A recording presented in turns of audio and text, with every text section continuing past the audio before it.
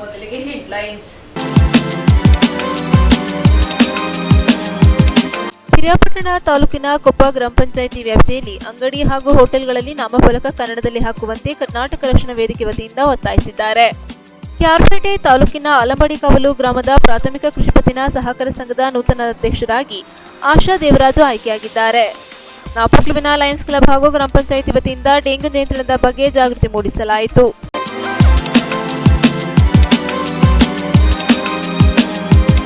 Kids world play home 2024-25ನೇ ಸಾಲಿನ ದಾಖಲಾತಿ ಆರಂಭವಾಗಿದೆ. 2 ವರ್ಷದಿಂದ 5 ವರ್ಷದೊಳಗಿನ ಮಕ್ಕಳನ್ನ ಇಲ್ಲಿ ಸೇರಿಸಬಹುದಾಗಿದ್ದು ಎಲ್ಲ ಸೌಲಭ್ಯಗಳನ್ನ ಒಳಗೊಂಡಿದೆ.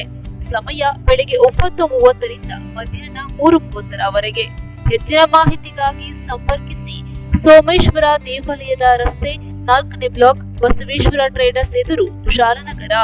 ಮೊಬೈಲ್ ಸಂಖ್ಯೆ 9538412301. ಪಿರಿಯಾಪಟ್ಟಣ ತಾಲೂಕಿನ ಕೊಪ್ಪ ಗ್ರಾಮ ಪಂಚಾಯಿತಿ ವ್ಯಾಪ್ತಿಯಲ್ಲಿ ಅಂಗಡಿ ಹಾಗೂ ಹೋಟೆಲ್ಗಳಲ್ಲಿ ನಾಮಫಲಕಗಳು ಕನ್ನಡದಲ್ಲಿ ಹಾಕುವಂತೆ ಒತ್ತಾಯಿಸಿ ಕರ್ನಾಟಕ ರಕ್ಷಣಾ ವೇದಿಕೆ ವತಿಯಿಂದ ಒತ್ತಾಯಿಸಿದ್ದಾರೆ. ಮೈಸೂರು ಜಿಲ್ಲೆಯ ಪಿರಿಯಾಪಟ್ಟಣ ತಾಲೂಕಿನ ಕೊಪ್ಪ ಗ್ರಾಮ ಪಂಚಾಯಿತಿ ವ್ಯಾಪ್ತಿಯಲ್ಲಿ ಅಂಗಡಿ ಹಾಗೂ ಹೋಟೆಲ್ಗಳ ನಾಮಫಲಕ ಕನ್ನಡದಲ್ಲಿ ಹಾಕುವಂತೆ ಒತ್ತಾಯಿಸಿ ಕರ್ನಾಟಕ ರಕ್ಷಣಾ ವೇದಿಕೆ ಕೊಡಗು ಜಿಲ್ಲಾ ಉಪಾಧ್ಯಕ್ಷರಾದ ಬಿಎ ದಿನೇಶ್ ರವರ ನೇತೃತ್ವದಲ್ಲಿ ಪಂಚಾಯಿತಿಯ ಅಧ್ಯಕ್ಷರಿಗೆ ಹಾಗೂ ಪಿಡಿಒ ಅಧಿಕಾರಿಗೆ ಮನವಿ ಪತ್ರವನ್ನು ಸಲ್ಲಿಸಿದರು. ಆಗಸ್ಟ್ 20ರವರೆಗೆ ಗಡುವು ನೀಡಿದ್ದು ತಕ್ಷಣವೇ ತಮ್ಮ ವ್ಯಾಪ್ತಿಯಲ್ಲಿರುವ ಆಂಗ್ಲ ಮಾಧ್ಯಮದ ನಾಮಫಲಕಗಳನ್ನು ತೆರವುಗೊಳಿಸುವಂತೆ ಒತ್ತಾಯಿಸಿದ್ದಾರೆ. ಇಲ್ಲದಿದ್ದಲ್ಲಿ ಉಗ್ರ ಹೋರಾಟ ಮಾಡುವುದಾಗಿ ಎಚ್ಚರಿಸಿದ್ದಾರೆ. ಈ ಸಂದರ್ಭ ಕರ್ನಾಟಕ ರಕ್ಷಣಾ ವೇದಿಕೆಯ ತಾಲೂಕು ಅಧ್ಯಕ್ಷರಾದ ಬಿಜೆ ಅಣ್ಣಯ್ಯ, ಉಪಾಧ್ಯಕ್ಷರಾದ ದಿನೇಶ್, ಕೆಎಸ್ ನಸೀರ್, ಕೆ ಚಂದ್ರು, ಪ್ರಧಾನ ಕಾರ್ಯದರ್ಶಿಯಾದ ನವೀನ್, ಎಂಪಿ ಚಂದ್ರು, ಕಾರ್ಯದರ್ಶಿಯಾದ ಮಂಜು ಸೇರಿದಂತೆ ಮುಂತಾದರು ಉಪಸ್ಥಿತರಿದ್ದರು. ನಮಸ್ತೆ, ನಾನು ಅಣ್ಣಯ್ಯ ಅಂತೇಳಿ ಕರ್ನಾಟಕ ರಕ್ಷಣಾ ವೇದಿಕೆ ಕುಶಾಲನಗರ ತಾಲೂಕು ಅಧ್ಯಕ್ಷರು.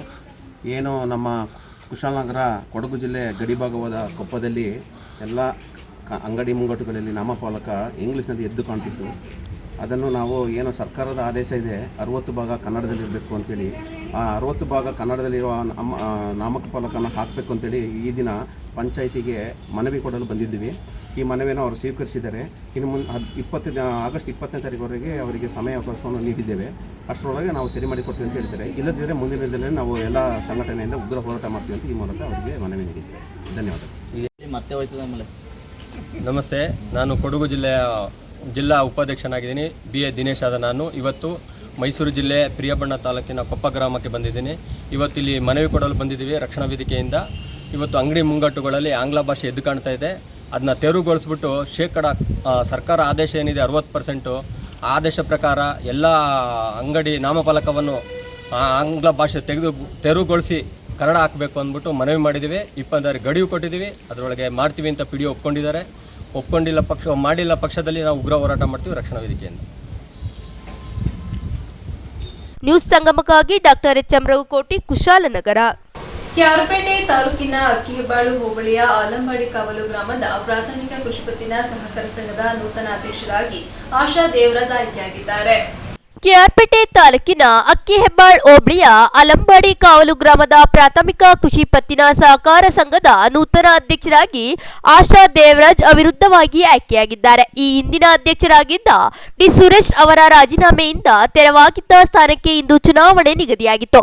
ತೆರವಾದ ಅಧ್ಯಕ್ಷ ಸ್ಥಾನಕ್ಕೆ ಆಶಾ ಅವರನ್ನು ಹೊರತುಪಡಿಸಿ ಬೇರೆ ಯಾರೂ ನಾಮಪತ್ರ ಸಲ್ಲಿಸದ ಕಾರಣ ಚುನಾವಣಾ ಅಧಿಕಾರಿಯಾಗಿ ಅವಿರುದ್ಧ ಆಯ್ಕೆ ಘೋಷಣೆ ಮಾಡಿದರು. ನೂತನ ಅಧ್ಯಕ್ಷರನ್ನು ಅಭಿನಂದಿಸಿದ ಗ್ರಾಮ ಪಂಚಾಯಿತಿ ಮಾಜಿ ಅಧ್ಯಕ್ಷ ಗುಡುಗನಹಳ್ಳಿ ರಾಯಪ್ಪ, ಸಂಘದ ನೂತನ ಅಧ್ಯಕ್ಷರಾಗಿ ಆಯ್ಕೆಯಾಗಿರುವ ಆಶಾ ದೇವರಾಜ್ ಎಂದಿಗೂ ಉನ್ನತ ಸ್ಥಾನಗಳಿಗೆ ಆಕಾಂಕ್ಷೆ ಪಟ್ಟವರಲ್ಲ. ಆದರೆ ಅವರ ಪ್ರಾಮಾಣಿಕತೆಗೆ 1 ಬಾರಿ ಗ್ರಾಮ ಪಂಚಾಯಿತಿ ಅಧ್ಯಕ್ಷರಾಗಿ ಹಾಗೂ ಸಹಕಾರ ಸಂಘಕ್ಕೂ 2 ಬಾರಿ ನಿರ್ದೇಶಕರಾಗಿ ಕಾರ್ಯನಿರ್ವಹಿಸಿದ ಪ್ರಸ್ತುತ ಸಂಘಕ್ಕೆ ಮೊದಲ ಬಾರಿಗೆ ಅಧ್ಯಕ್ಷರ ಸ್ಥಾನಕ್ಕೆ ಅಲಂಕರಿಸಿದ್ದಾರೆ. ಅವರ ಆಡಳಿತಾವಧಿಯಲ್ಲಿ ಸಂಘದ ನಿರ್ದೇಶಕ ವಿಶ್ವಾಸಕ್ಕೆ ತೆಗೆದುಕೊಂಡು ಪಕ್ಷಭೇದ ಮರೆತು ಸಂಘದ ಏಳಿಗೆಗೆ ದುಡಿಯಬೇಕು. ಸಂಘದ ಮೂಲಕ ಷೇರುದಾರ ನೇಕಾರರು, ರೈತರು ಹಾಗೂ ಸ್ವಯಂ ಉದ್ಯೋಗ ಕೈಗೊಳ್ಳುವ ಮಹಿಳೆಯರಿಗೆ ಸಕಾಲಕ್ಕೆ ಹೆಚ್ಚಿನ ಸಾಲವನ್ನು ನೀಡಿ ಅವರ ಅಭಿವೃದ್ಧಿಗೆ ಸಹಕಾರ ನೀಡಬೇಕು ಎಂದು ಅಧ್ಯಕ್ಷೆ ಆಶಾ ದೇವರಾಜ್ ಅವರಿಗೆ ಸಲಹೆ ನೀಡಿದರು.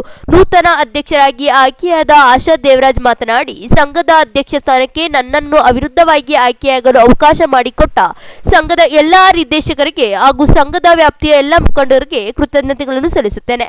ನನಗೆ ಸಿಕ್ಕಿರುವ ಅಧಿಕಾರದ ಅವಧಿಯಲ್ಲಿ ಸಂಘದ ಎಲ್ಲಾ ನಿರ್ದೇಶಕರು ಹಾಗೂ ಸಂಘದ ನೌಕರ ವರ್ಗದವರನ್ನು ವಿಶ್ವಾಸಕ್ಕೆ ತೆಗೆದುಕೊಂಡು ಸಂಘದ ಸರ್ವಾಂಗೀಣ ಅಭಿವೃದ್ಧಿ ಪ್ರಾಮಾಣಿಕವಾಗಿ ಶ್ರಮಿಸುವ ಮೂಲಕ ಋಣ ತೀರಿಸುತ್ತೇನೆ ಎಂದು ಆಶಾ ಹೇಳಿದರು. ಬಳಿಕ ಮಾತನಾಡಿ, ಸಂಘದ ನಿರ್ದೇಶಕ ಹಾಗೂ ತಾಲೂಕು ಪಂಚಾಯಿತಿ ಮಾಜಿ ಸದಸ್ಯ ಸಜೀವಪ್ಪ, ಸಂಘದಿಂದ ಸಾಲ ಪಡೆದ ಷೇರುದಾರರು ಸಕಾಲಕ್ಕೆ ಮರುಪಾವತಿ ಮಾಡುವ ಮೂಲಕ ಸಂಘದ ಅಭಿವೃದ್ಧಿಗೆ ಕೈಜೋಡಿಸಬೇಕು. ಸಹಕಾರ ಸಂಘದಲ್ಲಿ ಯಾವುದೇ ರಾಜಕೀಯ ಬೆರೆಸದೆ ಸಂಘದ ಅಭಿವೃದ್ಧಿಗೆ ಎಲ್ಲರೂ ಕೈಜೋಡಿಸಬೇಕು. ಸಂಘದ ಬ್ಯಾಂಕಿಂಗ್ ಶಾಖೆಯಲ್ಲಿ ಮಹಿಳಾ ಸಂಘಗಳು ಎಲ್ಲಾ ಷೇರುದಾರರು ಉಳಿತಾಯ ಖಾತೆ ತೆರೆದು ವ್ಯವಹರಿಸುವ ಮೂಲಕ ಬ್ಯಾಂಕಿಂಗ್ ಶಾಖೆಯ ಅಭಿವೃದ್ಧಿಗೆ ಸಹಕಾರ ನೀಡಬೇಕು ಎಂದು ಮನವಿ ಮಾಡಿದರು. ಸಂಘದ ಉಪಾಧ್ಯಕ್ಷೆ ನಾಗೇಗೌಡ, ನಿರ್ದೇಶಕರಾದ AM Sajeevappa, AT Karishetty, GS Kumara, Rajegowda, Rajanayak, Mahadevappa, Shanthamma, Krishnegowda, ಗ್ರಾಮ ಪಂಚಾಯಿತಿ ಮಾಜಿ ಉಪಾಧ್ಯಕ್ಷ ಆಲಿ ಸದಸ್ಯ ಎ ರಾಜು, ಗ್ರಾಮ ಪಂಚಾಯಿತಿ ಮಾಜಿ ಅಧ್ಯಕ್ಷ ಸಿದ್ದೇಗೌಡ, ಮುಖಂಡರಾದ ಜಿಪಿ ಶ್ರೀನಿವಾಸ್, ಶಿಕ್ಷಕ ದೇವರಾಜ್, ಮಹಬೂಬ್ ಖಾನ್, ಶ್ರೀಕಾಂತ್, ಬಿಎಸ್ ಜವರೇಗೌಡ, ನಾಗರಾಜೇಗೌಡ, ಭೋಜರಾಜ್, ಸಿದ್ದಿಕ್ ಪಾಷಾ, ಯುವ ಮುಖಂಡ ತನ್ವೀರ್ ಪಾಷಾ, ಬಿ ನಾಗರಾಜ್, ವೆಂಕಟೇಶ್, ಸಂಘದ ಗುಮ್ಮಸ್ತರಾದ ಎಜಿ ಧರ್ಮ, ನಾಗಮಣಿ ದಿವಾಕರ್, ರಾಣಿ ರಾಮೇಗೌಡ ಹಾಗೂ ಸಂಘದ ವ್ಯಾಪ್ತಿಯ ಹಲವು ಮುಖಂಡರು ಉಪಸ್ಥಿತರಿದ್ದರು. ನ್ಯೂಸ್ ಸಂಗಮಕ್ಕಾಗಿ ಡಾಕ್ಟರ್ ಕೆಆರ್ ನೀಲಕಂಠ, ಕೆಆರ್ಪೇಟೆ. ನಾಪೋಕ್ಲುವಿನ ಲಯನ್ಸ್ ಕ್ಲಬ್ ಹಾಗೂ ಗ್ರಾಮ ಪಂಚಾಯಿತಿ ವತಿಯಿಂದ ಡೆಂಗ್ಯೂ ನಿಯಂತ್ರಣದ ಬಗ್ಗೆ ಜಾಗೃತಿ ಮೂಡಿಸಲಾಯಿತು. ನಾಪೋಕ್ಲುವಿನ ಲಯನ್ಸ್ ಕ್ಲಬ್ ಮತ್ತು ಗ್ರಾಮ ಪಂಚಾಯಿತಿ ಸಂಯುಕ್ತ ಆಶ್ರಯದಲ್ಲಿ ಡೆಂಗ್ಯೂ ಜ್ವರ ನಿಯಂತ್ರಣದ ಬಗ್ಗೆ ಜನಜಾಗೃತಿ ಮೂಡಿಸುವ ಕಾರ್ಯಕ್ರಮ ಹಮ್ಮಿಕೊಳ್ಳಲಾಗಿತ್ತು.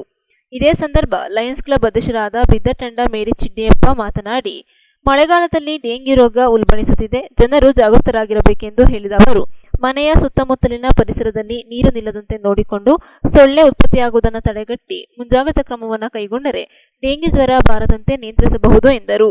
ಲಯನ್ಸ್ ಕ್ಲಬ್ನ ಪದಾಧಿಕಾರಿಗಳು, ಗ್ರಾಮ ಪಂಚಾಯಿತಿ ಚುನಾಯಿತ ಪ್ರತಿನಿಧಿಗಳು ಹಾಗೂ ಲಿಯೋ ಕ್ಲಬ್ಬಿನ ಪದಾಧಿಕಾರಿಗಳು, ಆಶಾ ಹಾಗೂ ಅಂಗನವಾಡಿ ಕಾರ್ಯಕರ್ತರು ಪಟ್ಟಣದ ಮುಖ್ಯ ಬೀದಿಗಳಲ್ಲಿ ತೆರಳಿ ಭಿತ್ತಿಪತ್ರ ಹಂಚಿ ಮಾಹಿತಿ ನೀಡುವುದರ ಮೂಲಕ ಜನಜಾಗೃತಿ ಮೂಡಿಸಿದರು. ಇದಕ್ಕೂ ಮೊದಲು ಗ್ರಾಮ ಪಂಚಾಯಿತಿ ಸಭಾಂಗಣದಲ್ಲಿ ಪಂಚಾಯಿತಿ ಅಧ್ಯಕ್ಷರಾದ ವನಜಾಕ್ಷಿ ರೇಣುಕೇಶ್ ಅವರ ಅಧ್ಯಕ್ಷತೆಯಲ್ಲಿ ಜರುಗಿದ ಕಾರ್ಯಕ್ರಮದ ಉದ್ಘಾಟನೆಯನ್ನ ಠಾಣಾಧಿಕಾರಿ ಮಂಜುನಾಥ್ ನೆರವೇರಿಸಿದ. ಡೆಂಗ್ಯೂ ತಡೆಗಟ್ಟುವ ಹಾಗೂ ಸೈಬರ್ ಕ್ರೈಂ ಅಪರಾಧದ ಬಗ್ಗೆ ಮುನ್ನೆಚ್ಚರಿಕೆ ಹಾಗೂ ತಡೆಗಟ್ಟುವ ಬಗ್ಗೆ ಮಾಹಿತಿ ನೀಡಿ ತಮ್ಮ ಅನಿಸಿಕೆ ವ್ಯಕ್ತಪಡಿಸಿದರು.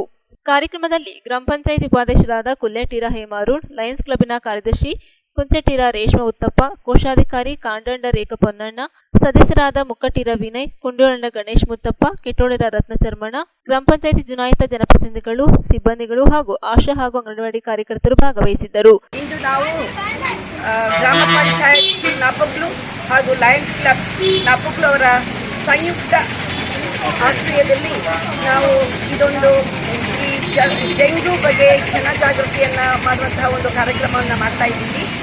ಇಲ್ಲಿ ನಾವು ಗ್ರಾಮ ಪಂಚಾಯತಿಯಲ್ಲಿ ನಾವೆಲ್ಲ ಸೇರಿ ನಮ್ಮ ಜನರಿಗೆ ಜಾಗೃತಿ ಮೂಡಲಿಕ್ಕೆ ನಾವು ಭಿತ್ತಿಪತ್ರ ಹಾಗೂ ಬ್ಯಾನರ್ಗಳನ್ನೆಲ್ಲ ಮಾಡಿ ಎಲ್ಲ ಜನರ ಹತ್ರ ಹೋಗಿ ಅವರನ್ನು ನಾವು ಅವರ ಜೊತೆಯಲ್ಲಿ ಮಾತನಾಡಿ ಅವರಿಗೆ ಹೇಗೆ ಡೆಂಗ್ಯೂ ಹೇಗೆ ಹರಡುತ್ತದೆ, ಅದನ್ನು ಹೇಗೆ ನಾವು ಹೇಗೆ ಅದನ್ನು ತಡೆಗಟ್ಟಬೇಕು ಅಂತ ಹೇಳೋ ಒಂದು ಅರಿವು ಮೂಡಿಸುವ ಒಂದು ಕಾರ್ಯಕ್ರಮವನ್ನು ಇಟ್ಕೊಂಡು ನಾವು ಇಲ್ಲೆಲ್ಲ ಬಂದು ಎಲ್ರಿಗೂ ಜನರಿಗೆ ಇವತ್ತು ಸಂತೆ ದಿವಸ ಆದ್ದರಿಂದ ನಮಗೆ ಹೆಚ್ಚಿನ ಜನರು ಇದ್ದಾರೆ.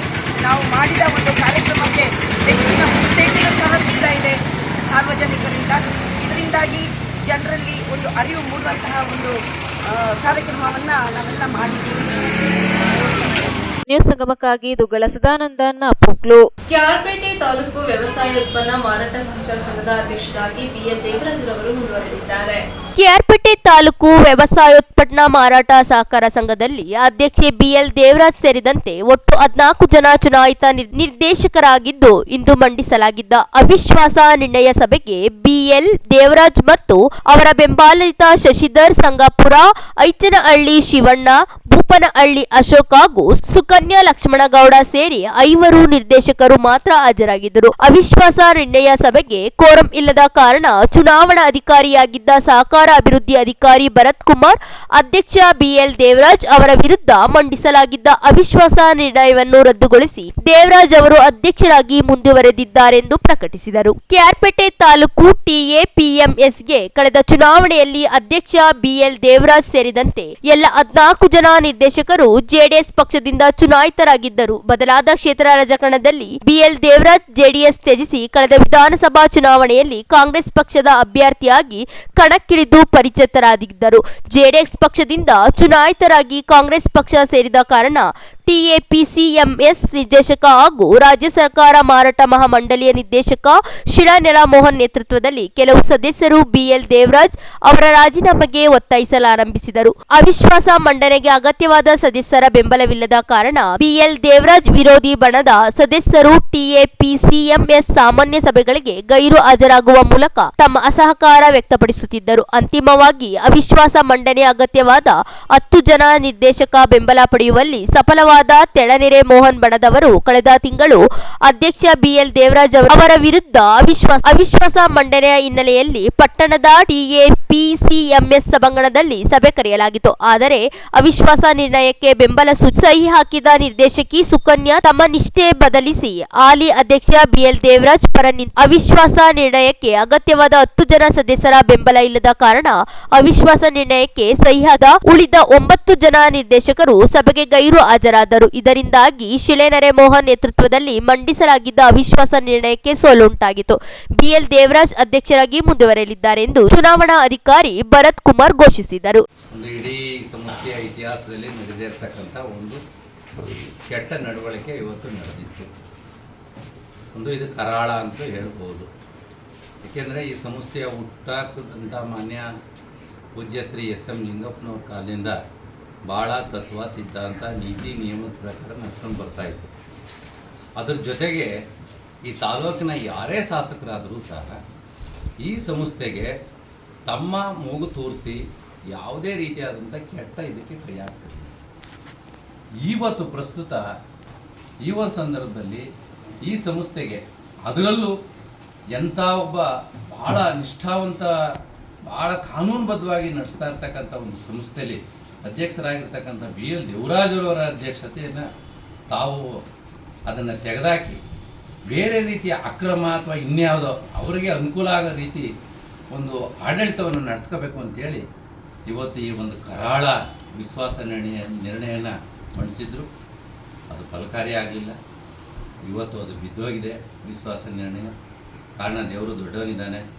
ಇನ್ನು ಮುಂದಿನ ದಿನಗಳಲ್ಲಿ ಸಹಕಾರ ಸಂಸ್ಥೆಗಳಲ್ಲಿ ಒಂದು ಈ ರೀತಿಯ ಕೆಟ್ಟ ನಡವಳಿಕೆಯನ್ನು ನಡೆಸಬಾರ್ದು ಅಂತ ಅವರಲ್ಲಿ ನಾವು ಮನವಿ ಮಾಡ್ಕೊಳ್ತಾ, ಇನ್ನು ಮುಂದಿನ ದಿನಗಳಲ್ಲಿ ಉಳಿದ ಏನು 1 ವರ್ಷ 1 ತಿಂಗಳು ಈ ಸಂಸ್ಥೆ ಆಡಳಿತ ಇದೆ, ಅದನ್ನು ಭದ್ರತೆಯಾಗಿ ಇಡೀ ಮಂಡ್ಯ ಜಿಲ್ಲೆಯಲ್ಲಿ ಎಲ್ಲ TAPCMS 7 ಇದೆ, RAPCMS ಒಂದಿದೆ, ಎಲ್ಲದಕ್ಕಿಂತ ಹೆಚ್ಚಿನ ಆದಾಯವನ್ನು ಮಾಡ್ತಾ ಇರ್ತಕ್ಕ ಒಂದು ಸಂಸ್ಥೆ.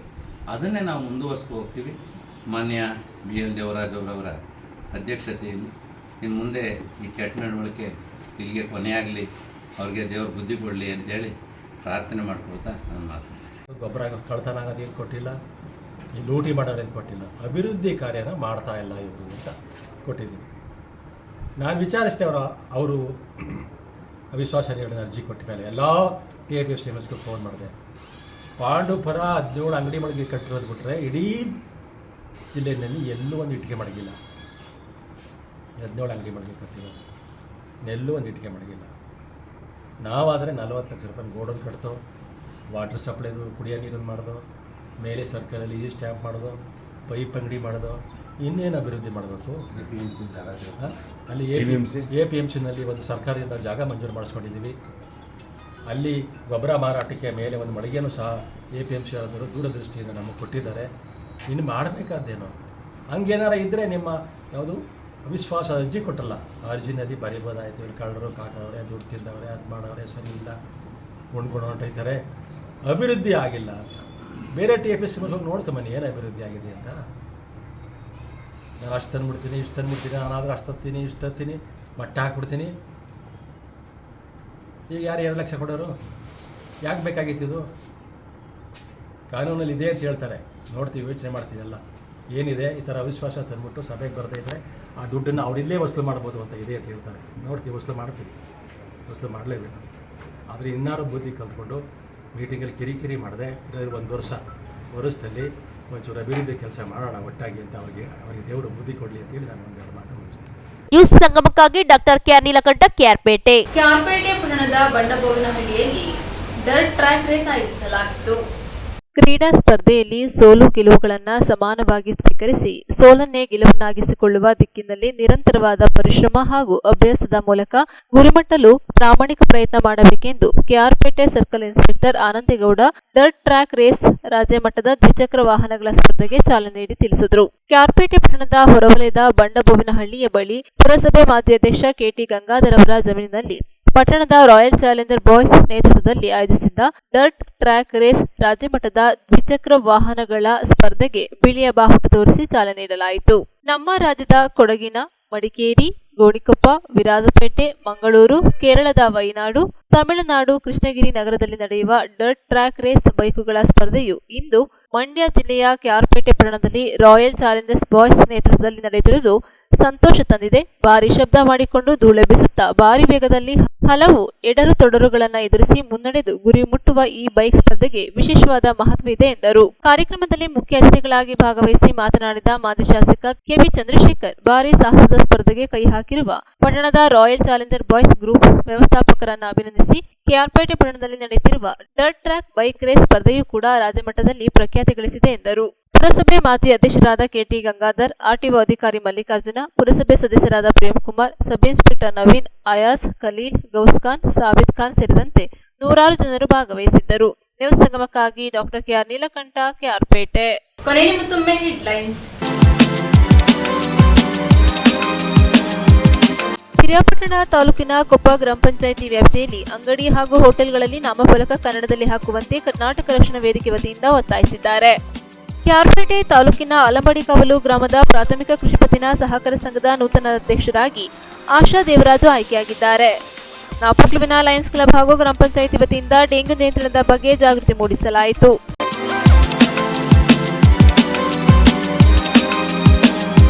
ಇಲ್ಲಿಗೆ ನ್ಯೂಸ್ ಸಂಗಮ ಮುಕ್ತಾಯವಾಯಿತು. ಸುದ್ದಿ, ಮಾಹಿತಿ, ಮನೋರಂಜನೆಗಾಗಿ ನೋಡ್ತಾ ಇರಿ ಸಂಗಮ ಟಿವಿ. ವಂದನೆಗಳೊಂದಿಗೆ ಸುಪ್ರೀತಾ ಎಲ್ಎನ್.